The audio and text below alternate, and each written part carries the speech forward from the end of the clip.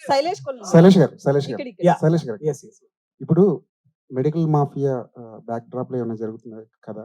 లేదంటే 18,00,00,000, 19,00,00,000 ఒక ఇంజెక్షన్ కంటే అది రియాలిటీకి ఎంతవరకు దగ్గరగా ఉంటుంది? సార్ అదే actually good you ask the question sir. There is really నిజంగానే స్పైనల్ మస్కులర్ అట్రోఫీ అన్నది ఒక చాలా పెద్ద ప్రాబ్లమ్ గానే తయారైంది కంట్రీలో ఇప్పుడు.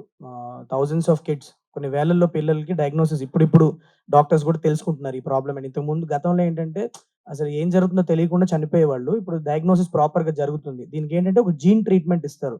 ఆహ్, ఒక వాళ్ళు పిల్లలు పుట్టడమే బాడీలో ఒక జీన్ లేకుండా పుడతారు. దానివల్ల ఏమవుద్దంటే ప్రోగ్రెసివ్‌గా ఒక్కొక్క ఆర్గాన్ ఫెయిల్ అయ్యి చనిపోతా ఉంటారనమాట.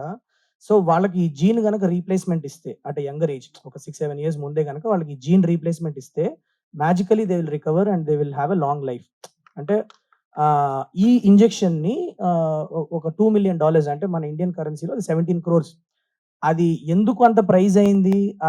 అది ఎంతమంది అఫోర్డ్ చేయగలుగుతారు అన్న దానికి సంబంధం లేకుండా ఆ ఇంజెక్షన్‌కి ఒక కాస్ట్ అయితే ఫిక్స్ చేసి పెట్టారు. సో, వేలల్లో ఎవరో లక్కీగా కొంతమంది చారిటీ చేసో లేకపోతే సోషల్ మీడియాలో కొన్ని మీరు కూడా చూస్తా ఉంటారు. ఇప్పుడు ఈ మధ్య సోషల్ మీడియాలో క్యాంపెయిన్స్ వస్తా ఉంటాయి. ఇట్లా 17,00,00,000 ఇంజెక్షన్ గురించి మేము ఇట్లా క్రౌడ్ ఫండింగ్ చేస్తున్నాం అని చెప్పి. అవన్నీ ఇంజెక్షన్ గురించే. So this is the gene treatment that is really there. ఇది నిజంగానే జరుగుతున్న ప్రాబ్లమ్ ఇది ఇప్పుడు కంట్రీలో. బట్ నేను కథలో దాన్ని ఇన్కార్పొరేట్ చేసుకొని దాని చుట్టూ ఒక ఇంట్రెస్టింగ్ డ్రామా క్రియేట్ చేశాను సార్ అంతే. సో ఇది నిజంగానే ఉంది. ఈ ఇంజెక్షన్ 17,00,00,000 అన్న ప్రాబ్లమ్ మన కంట్రీలో ఉంది. దాన్ని ఫాస్ట్ గానే some kind of solution they will find is what I లేదు సార్. నేను అంత మెసేజింగ్ అంత ఏం లేదు సార్. ఇట్స్ శైలేష్ గారు, వెంకటేష్ గారు. అంటే ఏదైనా ఒక రియల్ స్టోరీని తీసుకుని అంటే స్పైనల్ మస్కులర్ అట్రోఫీ అనేది వ్యాధి ఉందని చాలా మందికి తెలియదు. సో మీరు ఏదైనా కేసు విని గానీ రియల్ కేసుని తీసుకుని దీని చుట్టూ కదలేరా? అంటే నా కోవిడ్ లాక్‌డౌన్ టైమ్‌లో ఒక అబ్బాయి వితౌట్ నేమింగ్ దెమ్ ఒక అబ్బాయి ఇట్లా క్యాంపెయిన్‌కి హెల్ప్ కావాలని చెప్పి నా దగ్గరికొచ్చారు. దట్ వాస్ వెన్ అప్పటి నుంచి నేను రిసర్చ్ చేయడం స్టార్ట్ చేశా.